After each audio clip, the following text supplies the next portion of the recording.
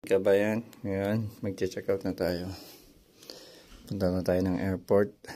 Ayan, okay naman na yung room. Pwede na lumabas. Early check out tayo kasi alas 10 yung flight ko. Nakalabas na tayo dito sa hotel Scandeck.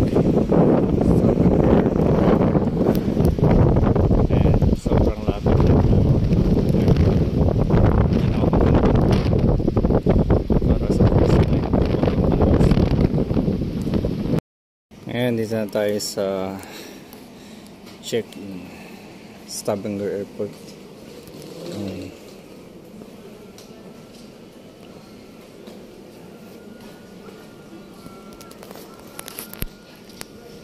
Din tayo mag-check-in sa dulo. Ayan. Ready na yung ticket.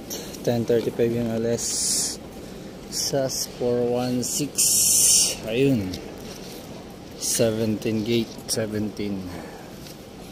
Check-in muna ako dito sa SAS Scandinavian Airlines SK.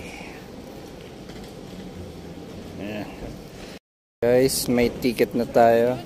Tapos na tayo dito sa check-in area. Check-in na rin yung luggage natin pa direct to Manila na.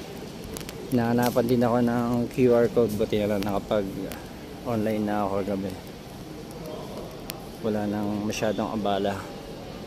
Punta na tayo sa departure. Ayan guys, tapos na tayo dun sa screening. Ayan. Dito tayo sa waiting area. Dito tayo sa gate 17. Gate 18, gate 17 dito. Time for boarding. Group 2 pa lang yung tinatawag, kaya hintay-hintay muna tayo dito. Nasa group 3 tayo, next in line.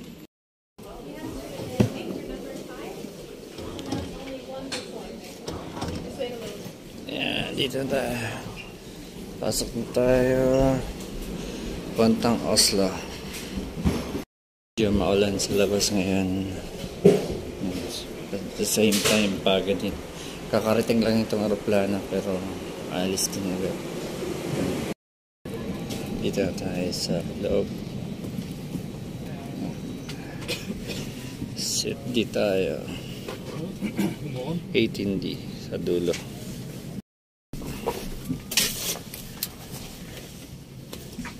Ayan, dito tayo 18D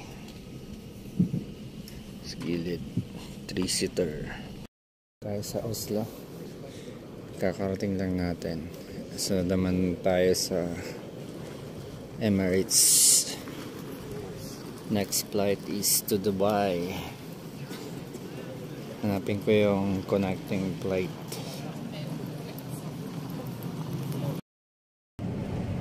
Ganito ngayon sa Oslo dito, winter. Nandito na tayo sa arrival station. Kuha tayo ng new ticket, Emirates.